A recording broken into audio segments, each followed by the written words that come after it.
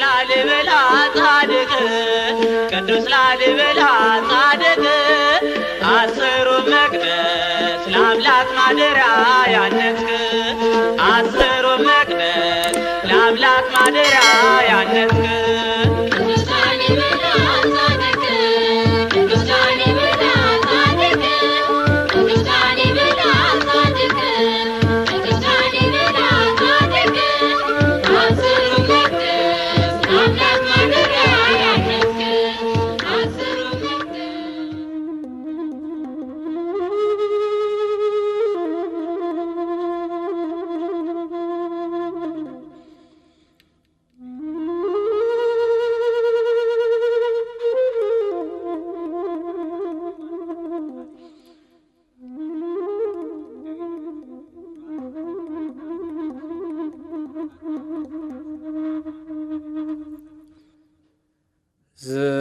ዝክረ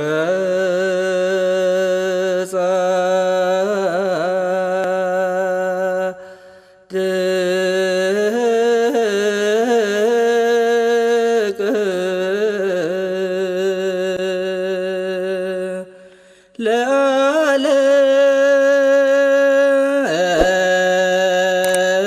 ለዓለም ይሄሉ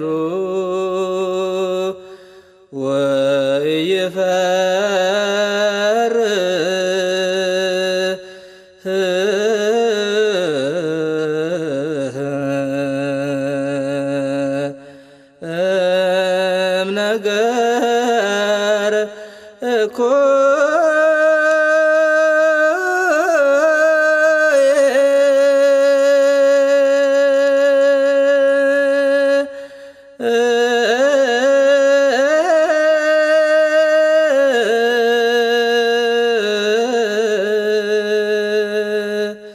ጥቡ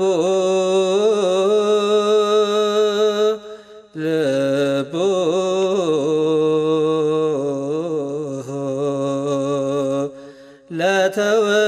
ለተወክሎ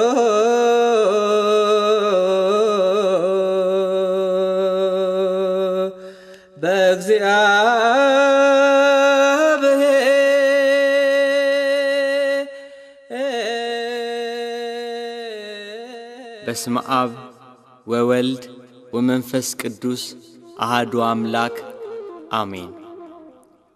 ሐናፄ መቅደስ ቅዱስ ላሊበላ።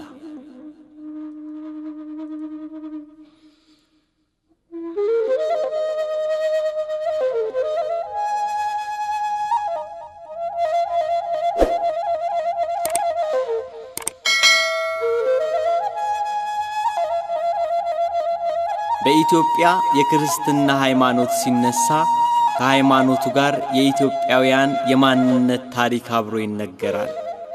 ኢትዮጵያዊነት ኩራት፣ ክብርና ዝና ሲሆን ሕይወታቸውን ከክርስትና ሃይማኖት ጋር የተሳሰረው የአባቶቻችን ታሪክ ከኢትዮጵያ ታሪክ ቀድሞ ይዘከራል። የሕገ ልቦና ታሪክ ሲነሳ ሀበሽነት፣ የሕገ ኦሪት ዘመን ሲነገር ኢትዮጵያዊነት፣ የወንጌል ዘመን ሲሰበክ ኢትዮጵያ አብሮ የሚነሱ እውነታዎች ናቸው። ነብር ዥንጉርጉርነቱን ኢትዮጵያ መልኩን አይለውጥም ያለው የመጽሐፍ ቅዱስ ቃል መሪ ሆኖ ይጠቀሳል። ኢትዮጵያዊነት ክርስትና፣ ክርስትና ደግሞ መልክ ናቸው። የማንነት መታያ፣ የሰማያዊ ሀገር መንገድ፣ ተስፋ የምናደርገው ርስት፣ ዘላለማዊ ሕይወት ነው ክርስትና። ክርስትና በክርስቶስ ደም ተመስርቶ በሐዋርያት መንገድነት ከዘመን ዘመን የተሰበከ የምስራች ነው። የአባቶቻችን ሀገር ኢትዮጵያ የክርስትና መዲና ናት። ክርስትናን በድርጊትና በቃል የሰበኩ ሐዋርያት ነበሩ አባቶቻችን። ዛሬ ድረስ ራትና ኩራት የሆነውን ቅርሶቻችንን የተውልን አባቶቻችን ነገሥታት ሰባኪያነ ወንጌል ሐናፄ መቅደስ ነበሩ። አክሱም፣ ላሊበላ፣ የፋሲል ግንብ የአባትነታቸው ምስክር የኢትዮጵያውያንነት ውርስ የልጆቻቸው መድመቂያ። ከዘመናት በፊት በሆነ በአንድ የአባቶቻችን ዘመን እንዲህ ተደረገ።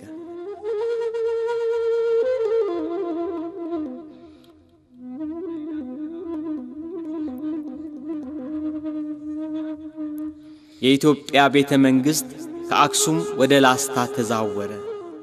በዮዲት ጉዲት ወረራ ተደናግጦ የነበረው ሕዝበ ክርስቲያን በአደባባይ ለአምልኮ ተሰለፈ። ምዕመናን ከተደበቁበት እየወጡ ክርስትናን በአደባባይ ለማስተማር ተነሱ። በዮዲት የፈረሱትና የወደሙት አብያተ ክርስቲያናት፣ የተቃጠሉት መጽሐፍ መልሶ መገንባትና እንደገና መጻፍ ተጀመረ። የክርስቲያኖቹ ኅብረትና ፍቅር የወደመውን አብያተ ክርስቲያንና የተቃጠሉትን መጽሐፍት እንደገና ለማደስ ጥሩ የትብብር መንፈስ ታየ። የነገሥታቱና የመኳንንቱ ልጆች በወጣትነት ዘመናቸው እየመነኑ ገዳም ገቡ። የምንኩስና ሕይወት ተስፋፋ። 9ኛው መቶ ክፍለ ዘመን።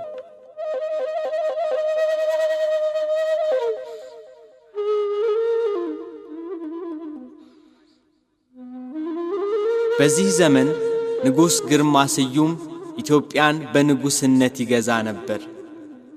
በንጉሡ በግርማ ስዩም አማካኝነት ከእስክንድርያ ሀገር ከገዳመ አስቄጥስ ከአባ መቃርስ ገዳም ተመርጠው የተላኩት ብፁዕ አቡነ ዳንኤል ቤተ ክርስቲያንን በጵጵስና ማዕረግ ያገለግሉ የነበረበት ዘመን።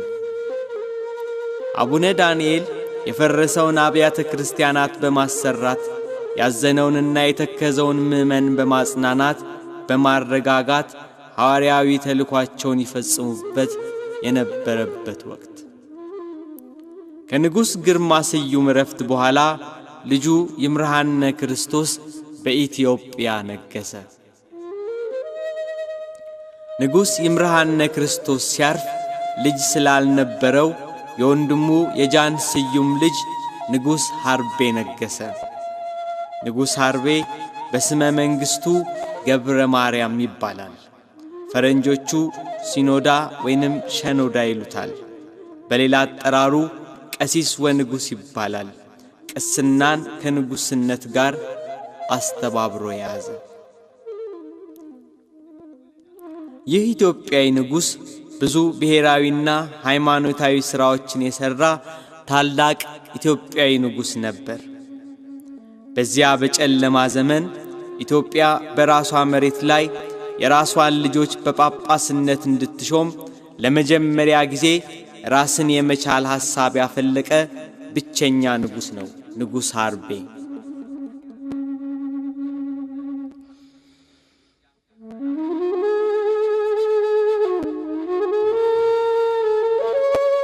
የግብፁ ሊቀ ጳጳስ አባ ማርቆስ በእስክንድሪያ 4ኛው ጳጳስ በነበሩበት ወቅት ከቅዱስ ሐርቤ በኋላ የንጉሥ ሐርቤ ወንድም ቅዱስ ላሊበላ በኢትዮጵያ ነገሰ። ቅዱስ ላሊበላ ኢትዮጵያን ለዘመናት የትላንት ክብሯንና ማንነቷን የሚያወራላትን ታሪክ ያነጸ፣ ስልጣኔው በዓለም ሳይስፋፋ ልጆቿ ከዓለም ሕዝቦች በፊት ተሰልፈው እንደነበር የሚናገር የታሪክ አሻራ ያቆመ ቅዱስ የእግዚአብሔር ሰው ሐናጼ መቅደስ የተወደደ ንጉሥ ቅዱስ ላሊበላ።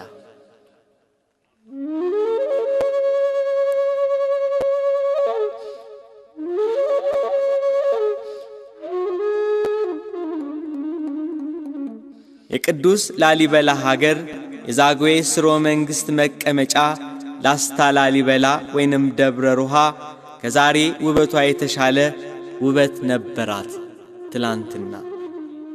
ለዛሬ ስሟ የትላንትና ውበቷ ምስክሯና ጌጧ ነው። የትላንትና ውበቷ ሳይጠፋና ሳይደበዝዝ የዛሬን ሳይሆን የትላንትን እያወራ ፈጣሪዋን እየመሰከረ ከዘመን ወደ ዘመን እያለፈ ይታያል። የቅዱስ ላሊበላ ሀገር ላስታ ላሊበላ።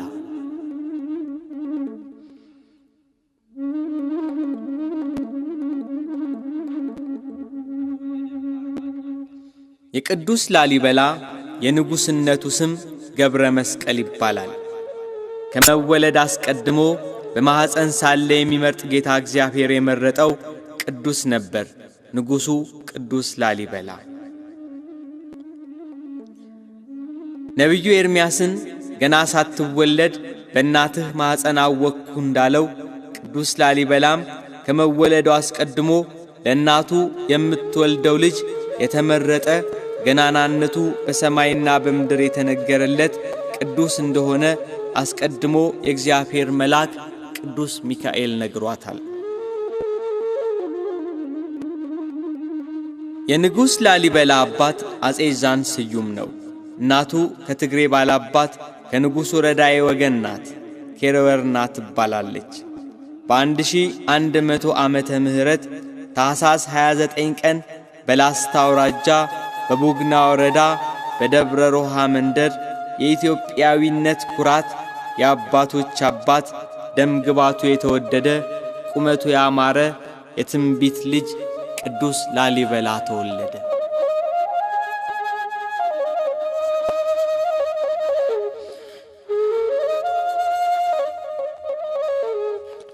የጽንሰቱና የውልደቱ ቀናት ከጌታ የልደት ቀናት ጋር አብረው ይውላሉ።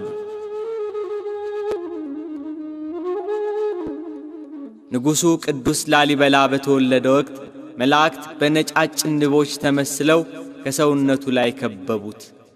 አንዳች ጉዳት ግን አላደረሱበትም። በዙሪያው ሆነው ማርን እንደሚከቡ ከበቡት። ንጉሥ በሰራዊቱ እንደሚከበብ ከበቡት። እናቱ የንቡን ሰራዊት ተመልክታ ልጄን ንብ በላብኝ ስትል ላል ይበላ አለችው። ላል በአገው ቋንቋ ማር ወይንም ንብ ማለት ነው። በላ በቁሙ ያው በላ ነው፣ አይለወጥም። ሌላ ትርጉም ሳይሰጠው ልጄን ንብ በላብኝ ስትል ላል ይበላ አለችው። ላል ይበላ። በተወለደ በ40ኛው ቀን ወደ ቤተ መቅደስ አስገቡት። አጼ ካሌብ ባሰሩት ማየ ማርያም በተባለች ቤተ ክርስቲያን እግዚአብሔር ተወለደ። በመንፈስ ቅዱስ ታተመ። ስሙን ገብረ መስቀል ብለው የክርስትና ስም አወጡለት። ገብረ መስቀል ማለት የመስቀል አገልጋይ፣ መዋዕየ ጸር፣ አሸናፊ ማለት ነው።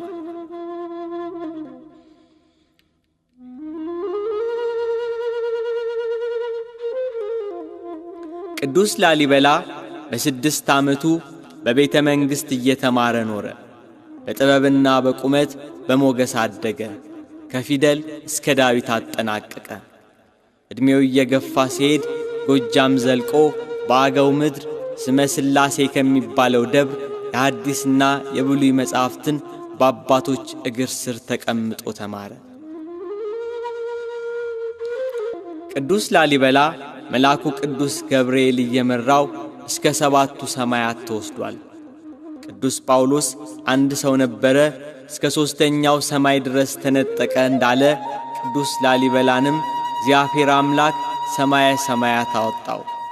በሰማያት እጹብ የሆኑ በሰው አንደበት ሊነገሩና ሊደመጡ የማይችሉ ድንቅ ተአምራትን አሳየው።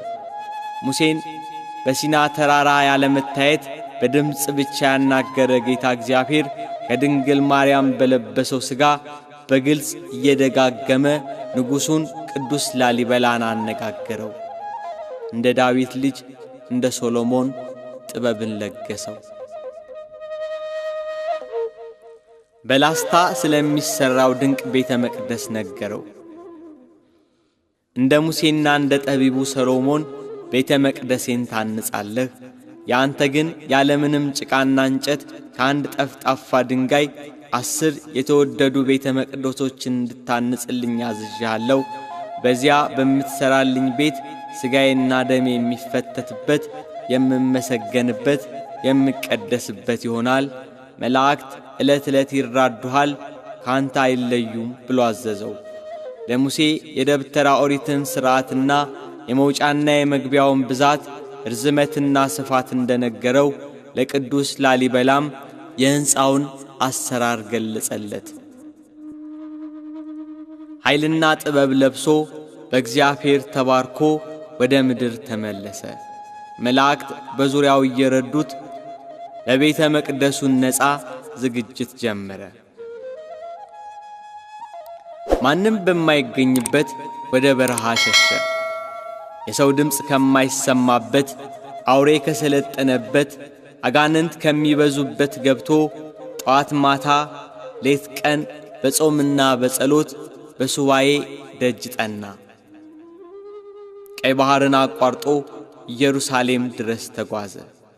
ጌታችን መድኃኒታችን ኢየሱስ ክርስቶስ የተወለደበትን፣ የተጠመቀበትን፣ የተሰቀለበትን ቦታ ኢየሩሳሌምን ተሳለመ።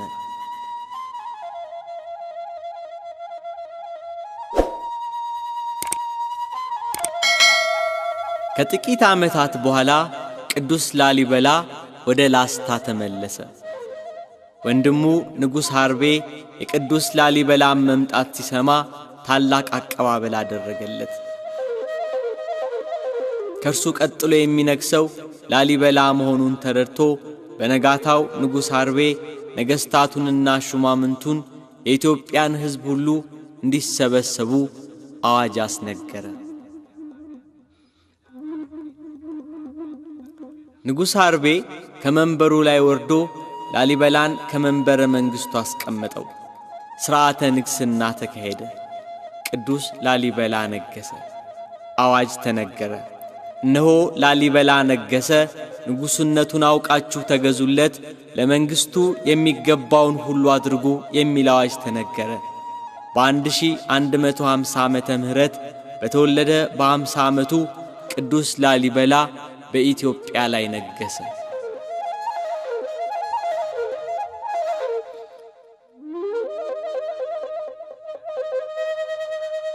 በላሊበላ ዘመነ መንግሥት በመካከለኛው ምስራቅ ሦስተኛው የመስቀል ጦርነት ይካሄድ የነበረበት ዘመን ነበር።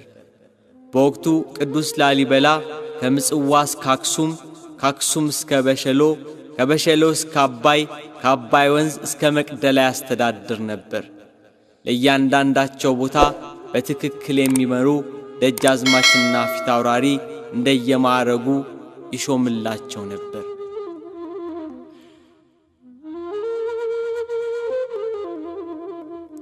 ቅዱስ ላሊበላ እንደነገሰ ገጸ በረከትን አስጭኖ ጳጳስ ለማስመጣት መልእክተኞችን ወደ ግብፅ ላከ። ከ3 ወር ደጅ ጥናትና መግሏላት በኋላ ምርጫ ተከናውኖ አቡነ ሚካኤል በጳጳስነት ተሹመው ከግብፅ ወደ ኢትዮጵያ ተላኩ።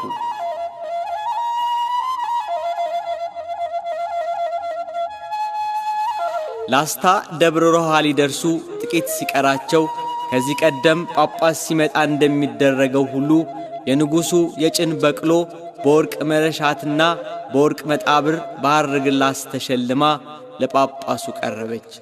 ጳጳሱ አቡነ ሚካኤል በዚያች በቅሎ ላይ ተቀመጡ። መነሳንሱ የሐር የሆነ የወርቅ ጭራ ይዘው የሐርና የወርቅ ድባብ ተዘርግቶላቸው ላስታ ደብረ ሮሃ ገቡ። ንጉሡ ቅዱስ ላሊበላ፣ የቅዱስ ላሊበላ ባለቤት እቴጌይቷ መስቀለ ክብራና ካህናቱ፣ መላው ሕዝብ በሆታና በደስታ በዝማሬ ተቀበሏቸው።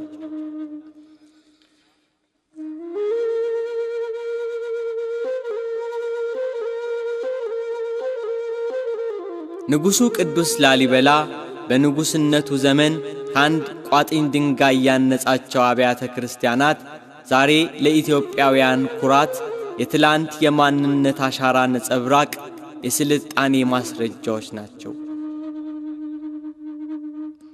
ንጉሡ ላሊበላ በድፍን ኢትዮጵያ ያነጻቸው መቅደሶች 23 ናቸው። ከነዚህ መሃል 11ዱ የላስታ ደብረ ሮሃ ውበቶች ናቸው። ዘመን የማይሽራቸው፣ ዓለም ተደንቆ የሚያያቸው፣ የሰው የእጅ ጥበብ መሆናቸው የሚደንቅ የዘመኑን የስልጣኔ ሁኔታ የገለጹ ድንቅ አብያተ መቅደሶች ናቸው የንጉሥ ቅዱስ ላሊበላ ሕንፃዎች። ከአንዲት ቋጥኝ ድንጋይ ሥጋ በለበሰ መሬታዊ ሊሰራ የማይችል የጥበባት ሁሉ ጥበብ ናቸው የቅዱስ ላሊበላ መቅደሶች።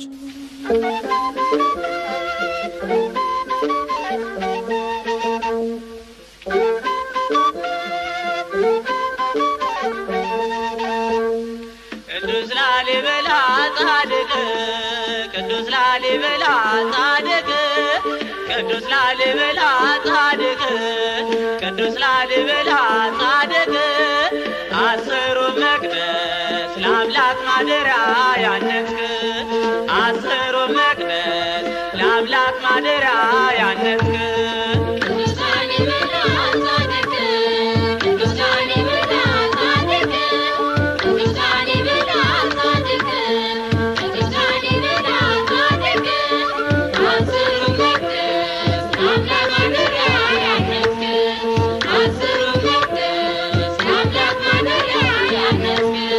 ቅዱስ ላሊበላ ጻድቅ ቅዱስ ላሊበላ ጻድቅ ቅዱስ ላሊበላ ጻድቅ ቅዱስ ላሊበላ ጻድቅ አስሩ መቅደስ ለአምላክ ማደሪያ ያነጽክ አስሩ መቅደስ ለአምላክ ማደሪያ ያነጽክ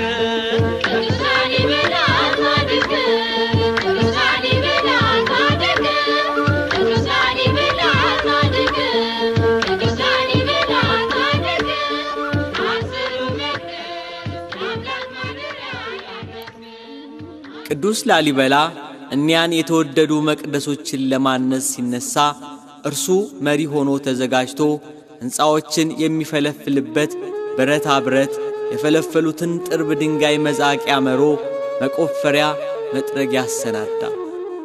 ከልጅነቱ ዘመን ጀምሮ የሚመራው የመላእክት ሁሉ አለቃ ቅዱስ ሚካኤል ኃይልና ሞገስ እየሆነው ከፊት ይቀድማል።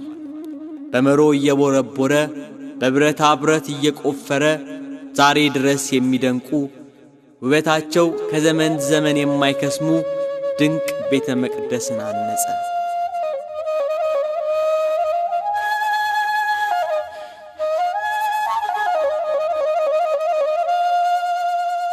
ንጉሡን ቅዱስ ላሊበላን የሚያግዙ ሕዝቡና ሰራዊቱ ሁሉም ተሰለፉ። እግዚአብሔር በጥበብና በሞገስ ያሰለጠነው ቅዱስ ላሊበላ እንደ ንጉሥነቱ መሪ ሆኖ ሕዝቡ እርሱን እየተከተሉ መላእክት ኃይልና ብርታት እየሆኑት በ1156 ዓመተ ምህረት የሕንፃዎቹ ፍልፈላ ተጀመረ።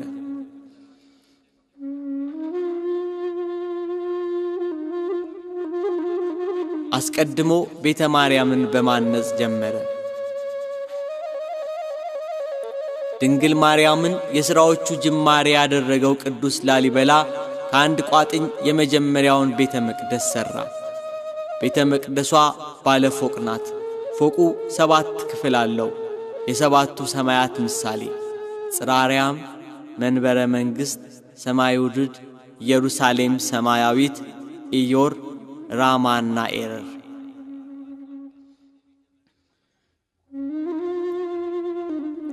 እንዲሁም 3 በሮች፣ 12 አምዶች፣ 32 መስኮቶች አሉት።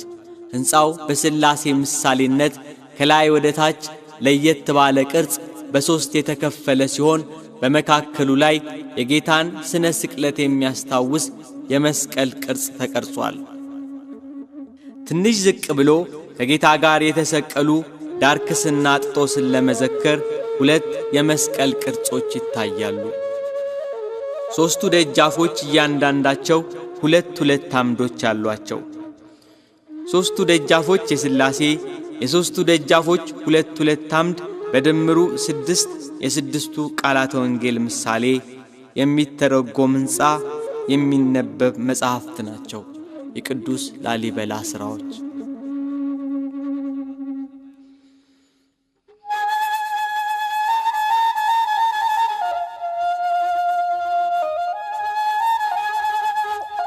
ኑ ወደ ቤተ ማርያም ቤተ መቅደስ ወደ ውስጠኛው ክፍል እንግባ። ወደ ውስጥ ስንዘልቅ ወደ ፎቁ የሚያወጣ አንድ በር አለ። በመንበሩ ግራና ቀኝ 2 በሮች አሉ። በሰሜን ያለው የአባታችን የአቡነ ተክለ ሃይማኖት ደጃፍ፣ በደቡብ የታቦተ ቅዱስ ዮሐንስ መግቢያ ደጃፍ ነው። መቅደሱ ውስጥ 6 አምዶች አሉ። ሁሉም በእኩል ቅርጽ የተሰሩ ሲሆኑ ከመካከል ያለችው አምድ ከሁሉ ልዩ ናት። እንደ ልዩነቷ የተለየ ስም አላት። አምደ ብርሃን ትባላለች። ቅዱስ ላሊበላ ሥራውን ሳይጀምር እግዚአብሔር ለመሠረትነት ያሳየው የብርሃን አምድ ነች ይላሉ አባቶች። በዚህች አምድ ላይ ከላይ እስከ ታች ስዕላት ተቀርጸውባታል። ኪሩቤል ሰይፍ እንደያዘ በሚያስፈራ ግርማ በአምዱ ላይ ተቀርጿል። ታቦት ዘዶር የተባለች እመቤታችን ልጇን ኢየሱስ ክርስቶስን እንደታቀፈች ሆና በዚያች አምድ ላይ ተስላለች። እግዚአብሔር አብ ከላይ ከመካከል መንፈስ ቅዱስ በርግብ አምሳል ተቀርጿል። ያሳሳል ጥበብና የቅርጾቹ ውበት በዚያች አምደ ብርሃን በተባለች አምድ ላይ ዛሬ ድረስ በአድናቆትና በልዩ እይታ ይታያል። ይህ ሁሉ ስዕል የተሳለባት ምሰሶ ከአፄ ፋሲል ዘመነ መንግሥት ጀምሮ በክብር ከላይ እስከ ታች በጥንድ ድርብ ወይንም ሸማ ትሸፈናለች። ከካህናት በቀር ማንም አይነካውም። የላሊበላ ውቅር አብያተ ክርስቲያናት በሰው እጅ የተሠራ መሆኑን ለማመን ያዳግታል።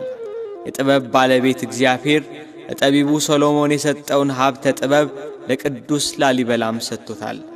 ማረጋገጫዎቹ የእጆቹ ሥራዎች ቤተ መቅደሶቹ ናቸው።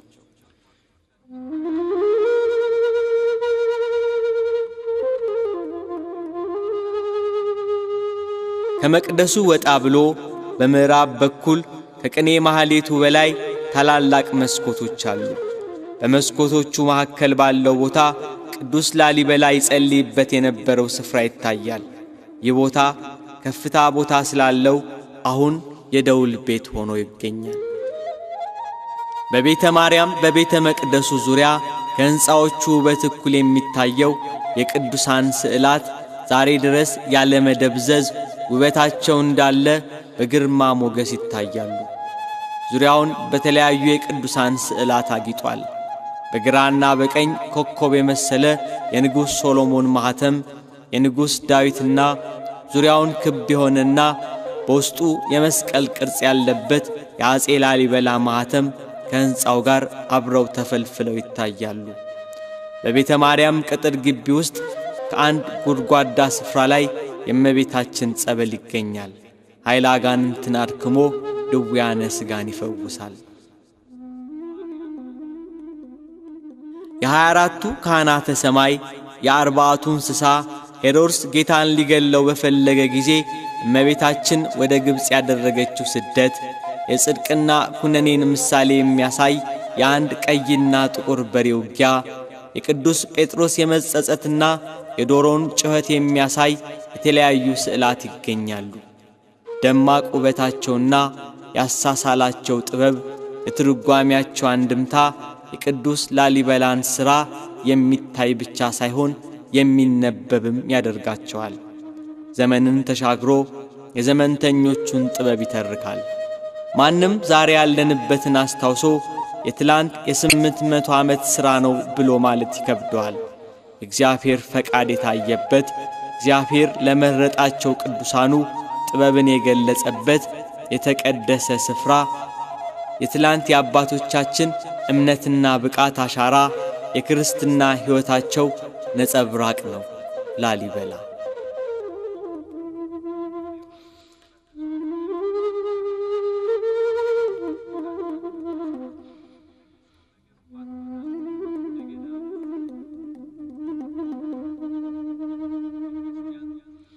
ኑ ከቤተ ማርያም በምስራቅ በኩል እንውጣ። ከቤተ ማርያም በስተ ሰሜን በስተግራ ፊት ለፊት ቤተ መስቀልን እናገኛለን። ቤተ መስቀል የቅዱስ ላሊበላ ሌላው ድንቅ የጥበብ ሥራ። ቤተ ክርስቲያኑ በአራት አምዶች የቆመና ከሌሎች ፍልፍል ሕንፃዎች አነስ ያለ ነው። የቤተ መስቀል ቤተ ክርስቲያን 2 በሮች ብቻ አሉት። ቤተ መቅደሱ ከውጭ በኩል ሲታይ 10 አርኮች ወይንም ግማሽ ጨረቃ የሚመስሉ ቅርጾች አሉት። ምሳሌ አላቸው። 10 መሆናቸው የ10ቱ ቃላተ ኦሪት ምሳሌ፣ አንድም 10 መሆናቸው የ10ሩ ቤተ መቅደስ ምሳሌ። የቅርጹ አንድ መሆን 10ሩም ቤተ መቅደስ ከአንድ ቋጥኝ የመገኘታቸው አንድምታ ነው። ቤተ መስቀል ደጃፍ ላይ የሚገኘው ትንሹ አምድ የሙሴ ምሳሌ ነው። ሙሴ የቃል ኪዳኑን ታቦት ለመቀበል በደብረ ሲና በጌታ ፊት የቆመበት ምሳሌ።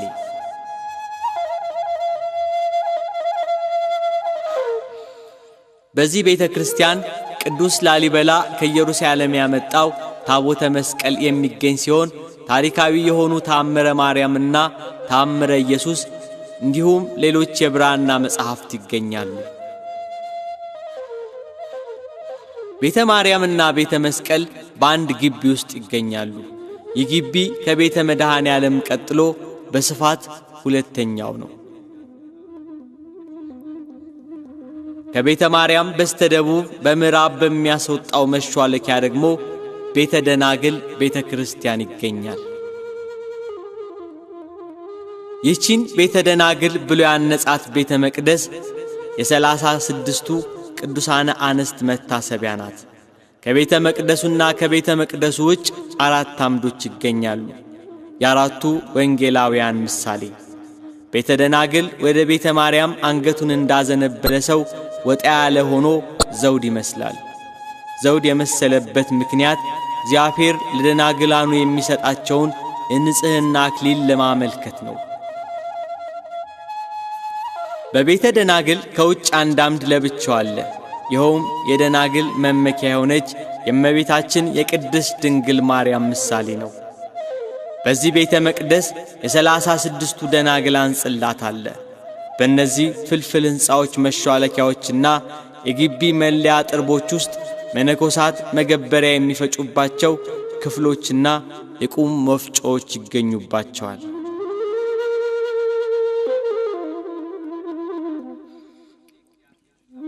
የእግዚአብሔርን ድንቅ ጥበብ እያወደስን የአባቶቻችንን ጽናት ስናደንቅ ለማመን የሚያስቸግር የአንድ ቋጥኝ ፍልፍል ቤተ መቅደስ እናያለን።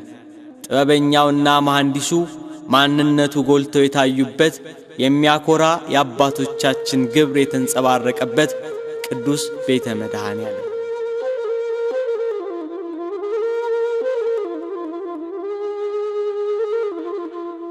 የንጉሥ የቅዱስ ላሊበላ ሌላው ድንቅ የመንፈስ ቅዱስ ሥራ።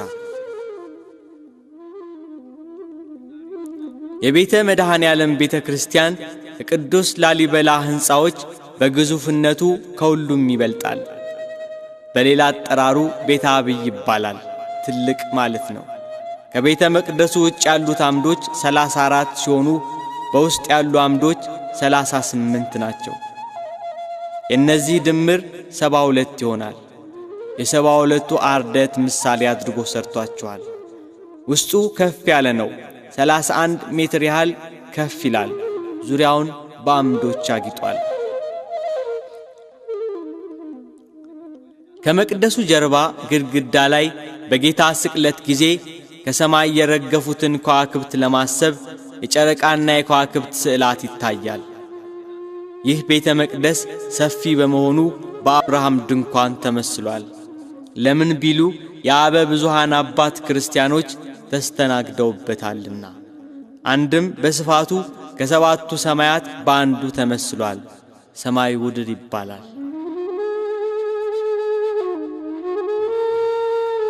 ከቤተ መቅደሱ በር ፊት ለፊት የሦስት የመቃብራት ምሳሌ ሆኑ ከላይ ወደ ታች በመጠን የተለያዩ መቃብራት ይገኛሉ። ምሳሌ ያላቸው ምሳሌያት ብቻ አይደለም ይላሉ አበው። ላሊበላ ከኢየሩሳሌም ሲመለስ የአባቶችን በረከት ፈልጎ የሦስቱን አበው የመቃብር አፈር አምጥቶ ስለነበር የቅዱሳኑን በረከትና ረድኤት ዘወትር ለመዘከር ከመቅደሱ ፊት ለፊት የአባቶች አባት አብርሃም፣ የጌታ ምሳሌ ይስሐቅ፣ እስራኤል የተባለ ያዕቆብ የመቃብራቸው ምሳሌ ይገኛል።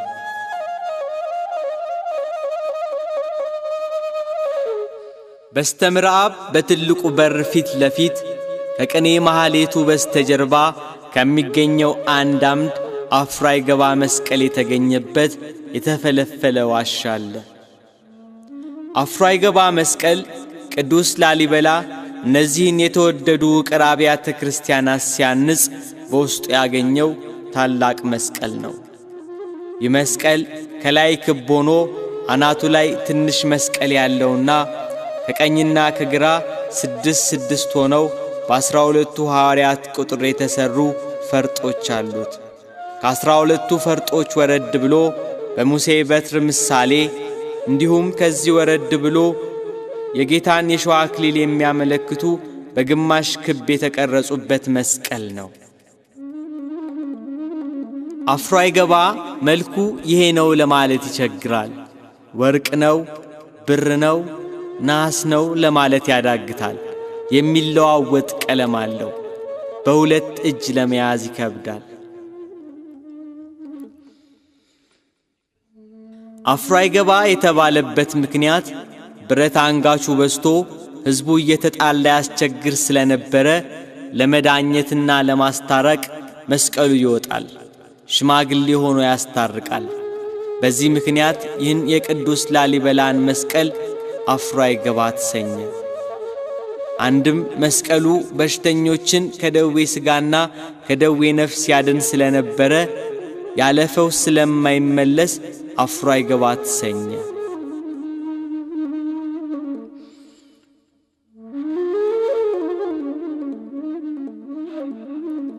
በአምዶቹ ብዛት በቅርጹ ውበትና እላዩ ላይ ተቀርጸው በተሰሩት የድንጋይ ሐረጎች እግዚአብሔር ለቅዱስ ላሊበላ የሰጠውን ጥበብ እያደነቁ ከቤተ መድኃኔ ዓለም ሲወጡ ቤተ ማርያምን ያገኛሉ።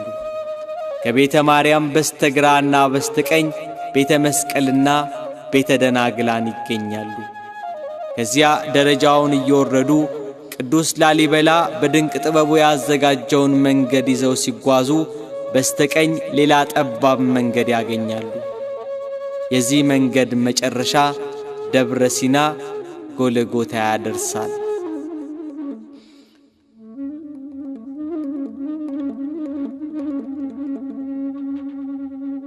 የቅዱስ ላሊበላ ሌላው ድንቅ የጥበብ ሥራ ደብረ ሲናና ጎልጎታ ወይንም ቤተ ቅዱስ ሚካኤል።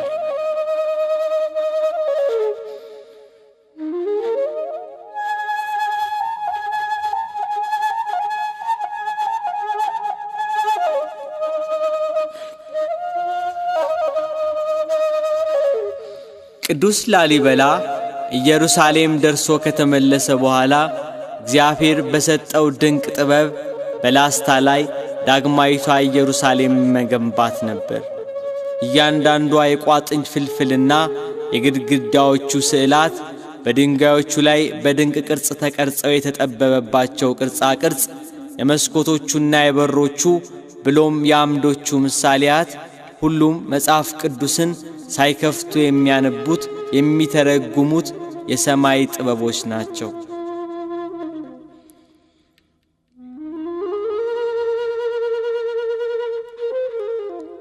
ቤተ ሚካኤል ራሱን በቻለ ቅጥር ግቢ ይገኛል።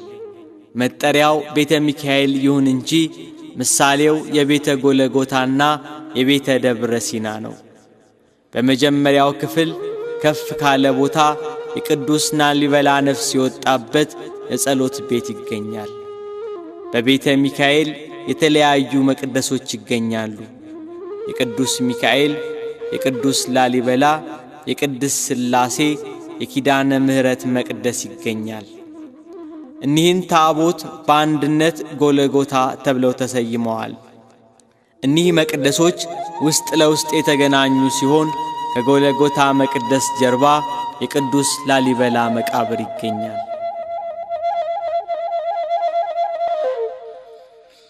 የቤተ ጎልጎታ ቤተ መቅደስ 3 መግቢያ በር 2 ደጃፎች አሉት።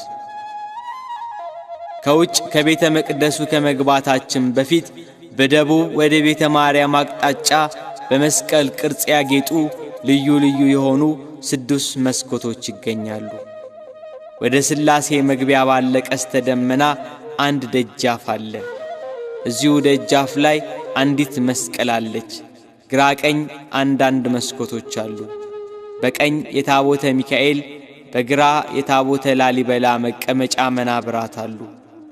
በመናብራቱ ዙሪያ የ12ቱ ሐዋርያት ስዕል አለ። በቅዱስ ላሊበላ መንበርና በቅዱስ ላሊበላ ከተቀበረበት በላይ የኢየሱስ ክርስቶስ የግንዘት ስዕል አለ።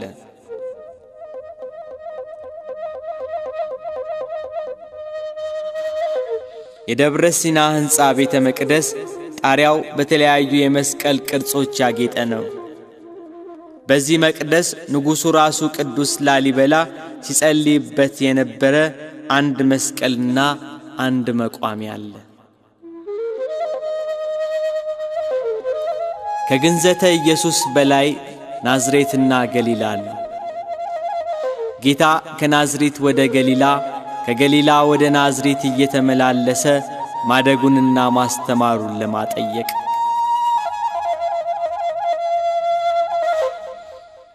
በዚህ በቤተ ሚካኤል ቅጥር ግቢ ዝናብና ጎርፍ ሊያገኘው ከማይችል አለት ስር የሚመነጭ የቅዱስ ሚካኤል ጸበል ይገኛል። ሞልቶ ወደ በሩ ሲቃረብ ምዕመናን እየቀዱ ይወስዱታል። የራሱ የቅዱስ ላሊበላ አጽም ያረፈው በዚህ በቤተ ሚካኤል ነው። በአንድ በኩል ጠባብ በራለች፣ ጎል ትባላለች። በውስጧ 4 ሰው ብቻ ታስቆማለች። ጌታ በቤተልሔም የተወለደባት የከብቶች በረት ምሳሌ ናት። ከመንበሩ ጀርባ ጌቴሴማኒ የሚባል ቦታ አለ። በሥላሴ መንበር ላይ ኪሩቤል መንበሩን ይዘው የሚያሳይ ድንቅ ቅርጽ ተቀርጾበታል። ከቤተ ሚካኤል ሊወጡ ሲሉ ወደ ቤተ ጊዮርጊስ በሚወስደው መንገድ ላይ አንዲት ጉብ ያለች ቦታ ያገኛሉ። ያለ ምክንያት አልተዘጋጀችም። የሰው ልጆች ሁሉ አባት የአዳም መቃብር ምሳሌ ናት።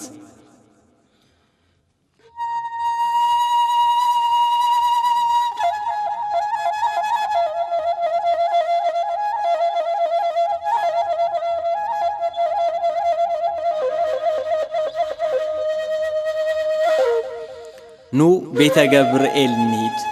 ከቤተ ሚካኤል ግቢ ወጥተን ወደ ቤተ ገብርኤል ስንገባ የቅዱስ ገብርኤልን ደጃፍ ለመርገጥ በእንጨት የተሠራ ርብርብ ድንጋይ እናገኛለን። ከስሩ የረጋ ውሃ አለ። የቅዱስ ገብርኤል ቤተ ክርስቲያን በሮች በእንጨት የተሠሩ ናቸው። ያንን ሁሉ ዘመን አሳልፈው ዛሬም ከድንቅ ውበታቸው ጋር ይታያሉ። ድልድዩን ተሻግረው የሚቀጥለውን ድንቅ የጥበብ ሥራ ለማየት በአምሳለ ሲኦል ማለፍ ግድ ይላል። ከ5 እስከ 10 ደቂቃ በሚፈጅ ድቅድቅ ጨለማ መጓዝ።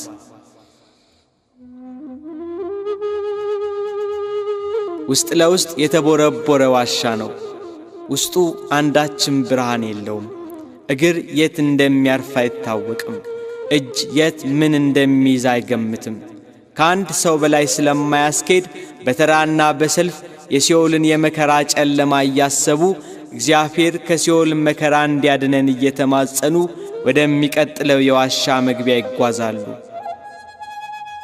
ጭላንጭል ብርሃን እያዩ ወደ ዋሻው አፍ ሲቃረቡ ፊት ለፊት የቤተ መርቆሬዎስን በር ከዋሻው በላይ ከደረጃው ከፍ ብሎ ይታያል። አምሳለ ገነት ቤተ መርቆሬዎስ።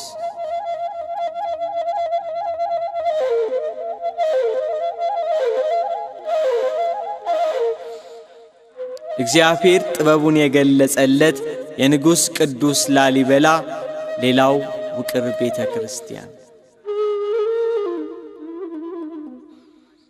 በቤተ መርቆሬዎስ በመቅደሱና በመሃሌቱ ዙሪያ 15 አምዶች ይገኛሉ። ከቤተልሔም አጠገብ ተያይዞ የንጉሡ የቅዱስ ላሊበላ መኖሪያ ቤት ይገኛል። በቤተ መርቆሬዎስና በቤተ ገብርኤል አካባቢ ቁጥራቸው የበዛ መነኮሳት ማደሪያና መጸለያ ዋሻዎች ይገኛሉ። የቤተ መርቆሬዎስ መንበር ከድንጋይ ተጠርቦ ከሕንፃው ጋር አብሮ የተሠራ ነው። በውስጡ የ24ቱ ካህናተ ሰማይ ስዕል ተስሎ ይገኛል። ስዕሉ የዮሐንስን የራእይ መጽሐፍ ያስታውሳል። በዙፋኑ ዙሪያ 24 ዙፋኖች ነበሩ። በዙፋኖቹም ላይ ነጭ ልብስ ለብሰው በራሳቸውም የወርቅ አክሊል ደፍተው 24 ሽማግሌዎች ተቀምጠው ነበር።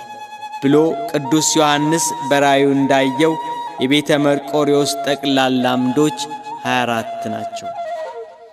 የ24ቱ ካህናተ ሰማይ ምሳሌ።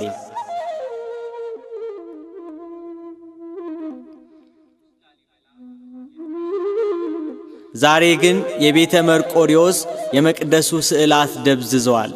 ቢሆንም የትላንት ማንነታቸውን ግን ይናገራሉ። ከቤተ መርቆሬዎስ በስተቀኝ ባለው በር ወጥተው ወደ ግራ ስንታጠፍ ዛሬ የፈራረሱ ምሰሶዎችን፣ ጣሪያዎችን እናያለን። እኒህን የፈረሱ ምሰሶዎችን እያየን ስንጓዝ ቤተ አባ ሊባኖስ እንገባለን። ቤተ አባ ሊባኖስ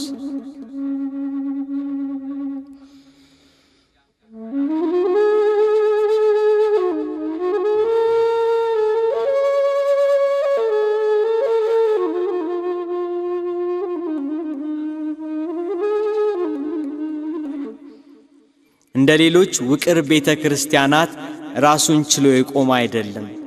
ከአንድ ቋጥኝ ጋር የተያያዘ ነው። ይህን ውቅር ሕንፃ ቤተ ክርስቲያን ያሰራችው የንጉሡ ላሊበላ ባለቤት እቴጌይቷ መስቀለ ክብራ ናት። የውስጡ ክፍል በአራት አምዶች የቆመ ሲሆን ከወደ ጣሪያው ከሚገኘው መስኮት አጠገብ ለመንበሩ ብርሃን የምታስገባ ትንሽ ክብ ቀዳዳ ተሰርቶላታል።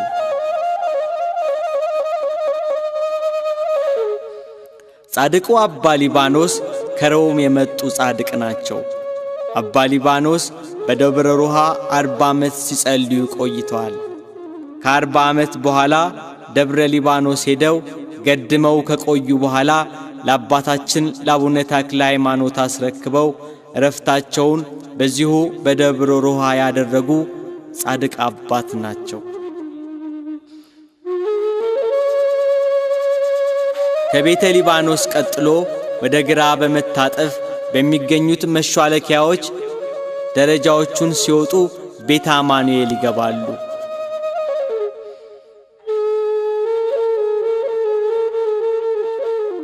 ቤተ አማኑኤል ቅዱስ ላሊበላ ከ23 ዓመት የሕንፃ ሥራ ውስጥ ብዙውን ዓመት የፈጀበት ሕንፃ ይህ ነው። 10 ዓመታት ፈጅቶበታል። የቤተ አማኑኤል የመስኮቶቹ ቅርጽ የአክሱም ሐውልት ምሳሌዎች ናቸው። በስፋቱ ከቤተ መድኃኔ ዓለም ቀጥሎ ሁለተኛ ነው። ቤተ አማኑኤል በሰማያዊት ኢየሩሳሌም በጽርሐ አርያም ይመሰላል። ቤተ አማኑኤል እንደ ቤተ ማርያም ባለ ፎቅ ሕንፃ ነው። ከውስጥ ሲታይ በአራት አምዶች የቆመ ነው። ይህ አራት አምድ የአራቱ ወንጌላውያን ምሳሌ ነው። በመሮ እየጠረቡ ለድንጋይ ውበት እየሰጡ ከመጽሐፍ ቅዱስ ምስጢራት ጋር እያዛመዱ ያለ ጭቃና ያለ ገመድ የሚያስተምር ድንቅ ጥበብ ላዩ ላይ እየተቀረጹ ከአንድ ወጥ ቋጥኝ ድንቅ አብያተ ክርስቲያንን ማነጽ።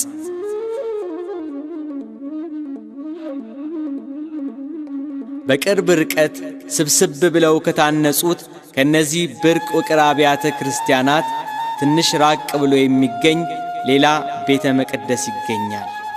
የቅዱስ ላሊበላ ታላቅ ጥበብ የተገለጸበት ዛሬ ድረስ ሕያው ሆኖ ዓለምን በማስደመም ጥበበ እግዚአብሔር ታላቅ መሆኑን የሚመሰክር ከዘመኑ የሕንፃ ጥበብና ከኢንጂነሪንግ በእጅጉን የላቀ ድንቅ ቤተ ክርስቲያን ቤተ ቅዱስ ጊዮርጊስ።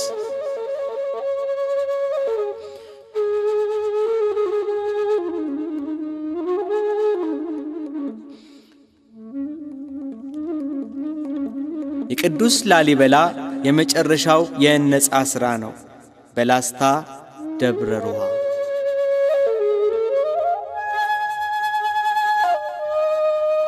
ወደ ቤተ ጊዮርጊስ መንገድ ሲጀመር በስተግራ በምስራቅ በኩል የዮርዳኖስ ወንዝ ተብሎ የተሰየመ ሸለቆ ይገኛል። እዚያው አካባቢ ጌታ የተጠመቀበትን ቦታ ለማዘከር በመስቀል ቅርጽ የተሠራ ድንጋይ ተተክሎ ይገኛል። ጥቂት ተጉዘው የቆሙበት ስፍራ ሆነው ዓይንን ወደ ምድር ሲወረውሩ ወደ ታች ተቦርብሮ ከመሬት ወደ ላይ የወጣ ዙሪያውን በመስቀል ቅርጽ የተዋበ በኪነ ሕንፃው ከሁሉም ውቅር አብያተ ክርስቲያናት የላቀና ሰማያዊ ጥበብ የተገለጸበት ቤተ ክርስቲያን በትንግርት ይመለከታሉ። የኖህ መርከብ ምሳሌ ቤተ ጊዮርጊስ።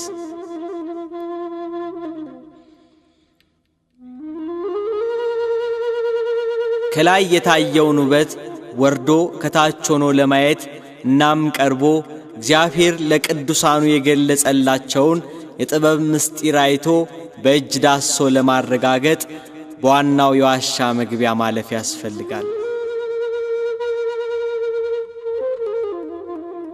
ወደ ቤተ ክርስቲያኑ መግቢያና መውጫ በስተደቡብ በምስራቅ በኩል ከላይ ወደ ታች እየተጠረበ የተሰራ አንድ መንገድ አለ። ከላይ ሆኖ የቤተ ጊዮርጊስን ጣሪያ ቢያዩት 12ቱን ሐዋርያትን የሚያስታውስ 12 ድርብርብ መስቀሎች ይታያል።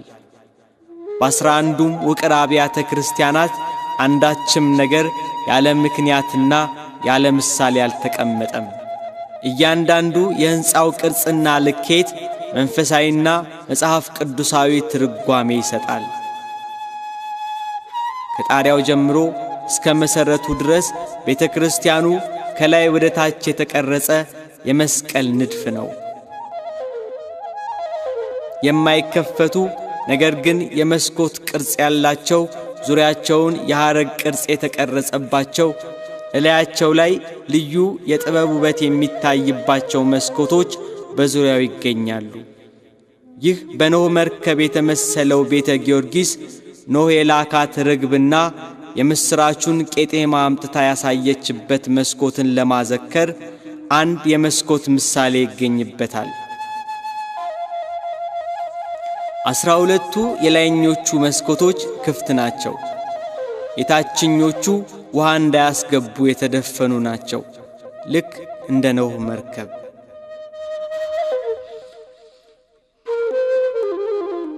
በቤተ ጊዮርጊስ ቤተ ክርስቲያን ውስጥ በ11ኛው መቶ ክፍለ ዘመን እንደተሳለ የሚነገርለት የሰማዕቱ የቅዱስ ጊዮርጊስ ስዕል በጨርቅ ስዕል ተስሎ ይገኛል።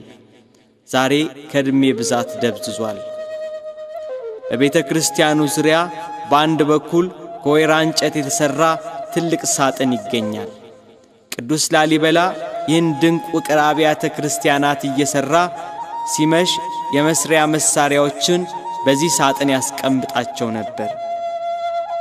ሳጥኑ የሚዘጋውና የሚከፈተው በሁለት በኩል ባሉ ትላልቅ ወፍራም የእንጨት ብሎን መሰል ባለ ጥርስ መዘውሮች ነው። በዚህ ቤተ ክርስቲያን ከ400 ዓመት በላይ የሆነው ስንክሳርና ሌሎችም የብርሃንና መጻሕፍት ይገኛሉ።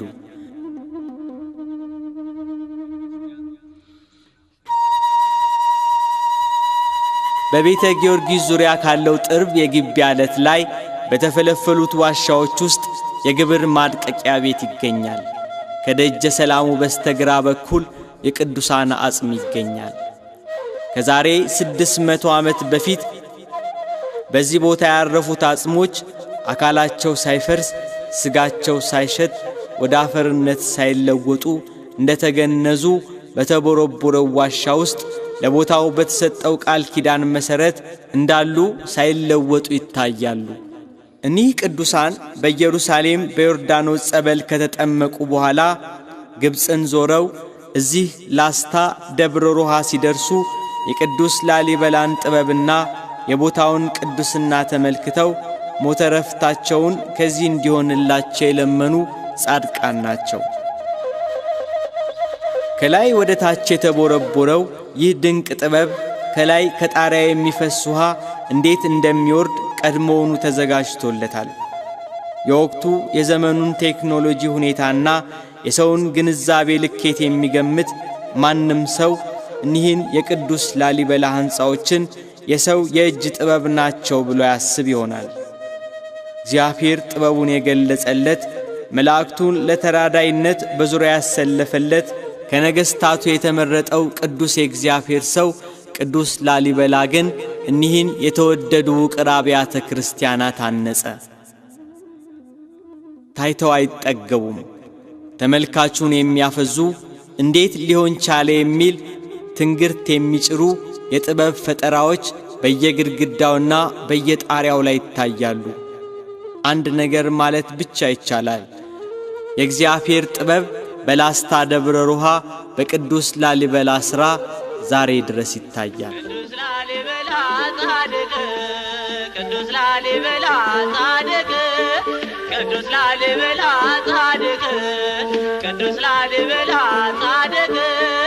አስሩ መቅደስ ለአምላክ ማደሪያ ያነጽክ፣ አስሩ መቅደስ ለአምላክ ማደሪያ ያነጽክ።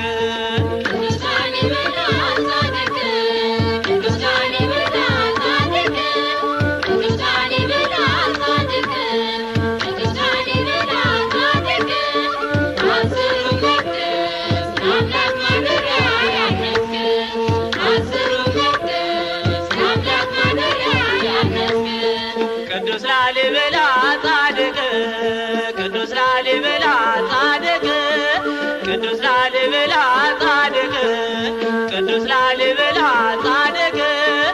አስሩ መቅደስ ለአምላክ ማደሪያ ያነጽክ፣ አስሩ መቅደስ ለአምላክ ማደሪያ ያነጽክ።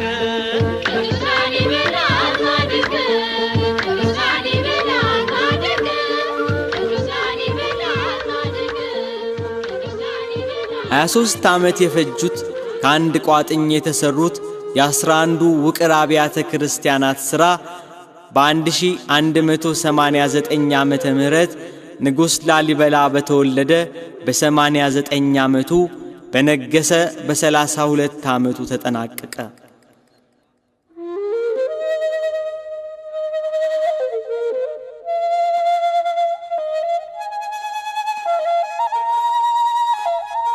ታኅሳስ 29 የጌታችን የመድኃኒታችን የኢየሱስ ክርስቶስ መወለድ በሚታሰብበትና በሚከበርበት ቀን የቅዱስ ላሊበላም የተወለደበት ቀን ይዘከራል።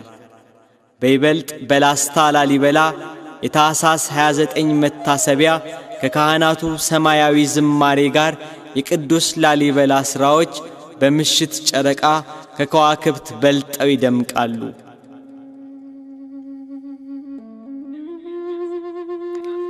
የገና ሌሊት ከዋክብት በሰማይ ላይ ሲያበሩ ጨረቃ የሌሊቷ ንግሥት ሆና በሰማይ ላይ ስትሸለም በቤተ ክርስቲያን አልባሳት የደመቁ የቤተ ክርስቲያን ፈርጦች ከማሜው ጋራ ላይና ስር ዙሪያውን ይከባሉ። መዘምራኑ፣ ቀሳውስቱ፣ መሪጌታው፣ ሊቀ ካህናቱ፣ ሊቀ ዲያቆኑ እንደ ማዕረጋቸው ቅደም ተከተላቸውን ጠብቀው እንደየሥርዓቱ ዙሪያውን ይከባሉ። ቅድሚያ ካባ ለባሽ፣ ከዚያ ጥንግ ድርብ ለባሾች፣ አረንጓዴ ቀሚስ፣ ቢጫ ቀሚስ፣ ቀይ ቀሚስ፣ ጃኖ ለባሾች እንደየልብሳቸውና እንደየማዕረጋቸው በማሜ ጋሪያው ዙሪያ ይቆማሉ። አንድ የወርቅ ከበሮ፣ ሁለት የናስ ከበሮ ይዘው ይሰለፋሉ። ከማሜ ጋሪያው ስር በቤተ ማርያም ቤተ መቅደስ በምስራቅ በኩል ያሉት ካህናት ሁለት ከበሮ ይዘው ዙሪያውን ይሰለፋሉ። ከታች ከማሜ ጋሪያው ስር ተሆኖ ወደ ላይ ከንጋቷ ሰማይ ጋር በቤተ ክርስቲያን አልባሳት ደምቀው ዙሪያውን የከበቡት ካህናት ሲታዩ ከለበሱት አልባሳትና ከያሬዳዊ ዘማሪያቸው ጋር በከዋክብት ደምቀው የምሽት ሰማይ ላይ የከዋክብቱን ቦታ የያዙ ሰማያውያን ይመስላሉ። በዚያ ምሽት ከጋራው ላይ እናታች ያሉት ዘማሪያን ቤዛ ኩሉ ዓለም ዮም ተወልደ የሚለውን ዝማሬ በቅብብል ያዜሙታል። ከላይ ከጋራው ላይ ክብ ሰርተው የተደረደሩት የመላእክት ምሳሌዎች ናቸው። ከታች ከጋራው ስር ያሉት በቤተልሔም ለጌታ መወለድ የዘመሩት የእረኞቹ ምሳሌ ናቸው።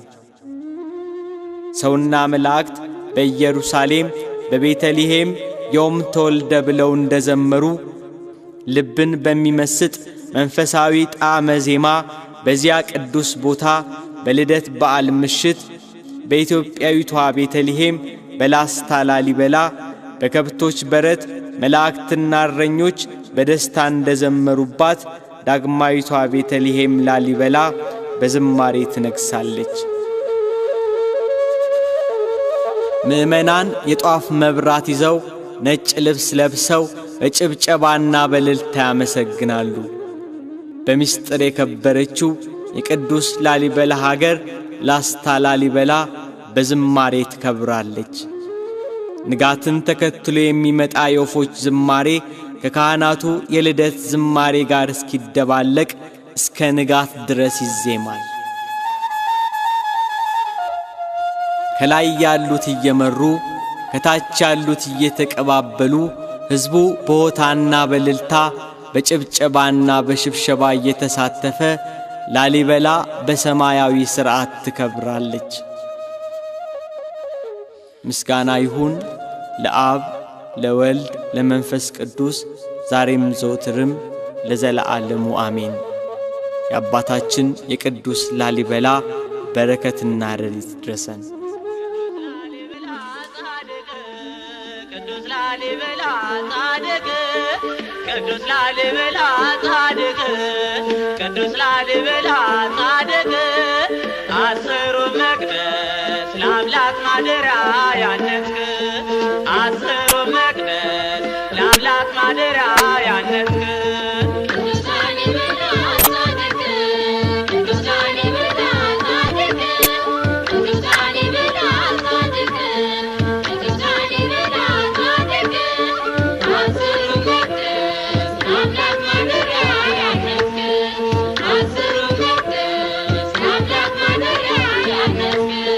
ቅዱስ ላሊበላ ጻድቅ ቅዱስ ላሊበላ ጻድቅ ቅዱስ ላሊበላ ጻድቅ ቅዱስ ላሊበላ